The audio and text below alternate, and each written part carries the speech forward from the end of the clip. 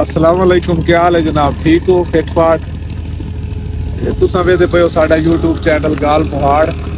मैं तुहाडा होस्ट अब्दुल मालिक मिरानी ते असां अज अपनी गंदम की गहाई शुरू की है। मैं क्या चलो ये दोस्तों नाल ना ये शेयर कर दूँ। ये कैमरामैन तुहानूं दिखाइंदा है काम जिहड़ा है हुणे हुणे थ्रैशर स्टार्ट हुई है ते इंशाअल्लाह अल्लाह खैर रखे।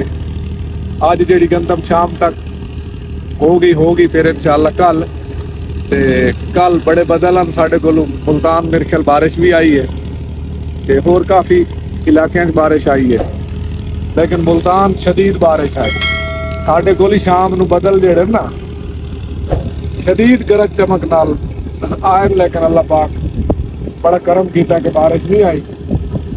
पहले जिसले गंदम वड्डी पई आई ना वो उत्ते हिक्के दे 2 दफ़ा बारिश आई है टाप की, जी मैं तुहानूं अगे दिखाई भी है। साढ़े चैनल को सबसक्राइब करें है, घंटी के बटन से आल ते क्लिक करे, सो बड़ी बड़ी मेहरबानी, शुक्रिया।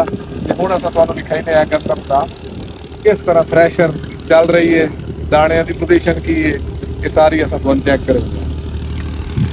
ये कैमरामैन जरा दिखा गंदम ये कट्टी पई है। ये लेबर जी काम कर रही है थोड़े सामने, लेबर जी गंदम जा रही है थ्रैशर का थ्रैशर का।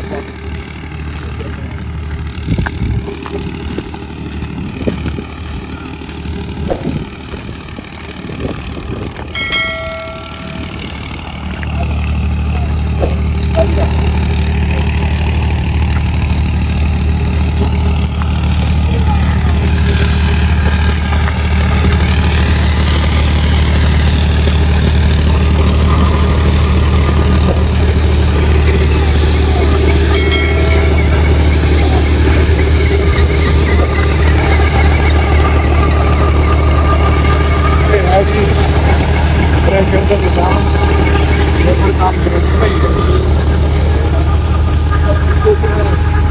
जिहड़ा लोग कणक वड्डी है, जिहड़े लोग कणक वड्डी है वो इत्थे ले आ रहे हैं।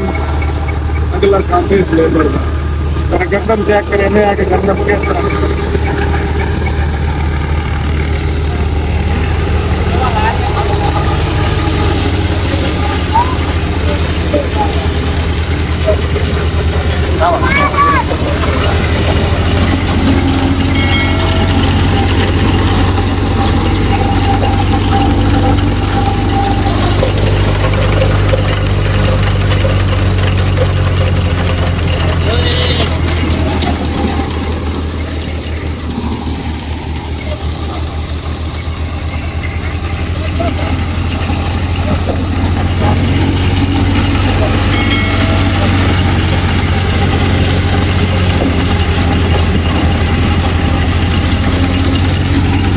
तो दोस्तों बेहतरीन गंदम का दाना है और थ्रैशर के लिए ठीक काम कर रहे हैं।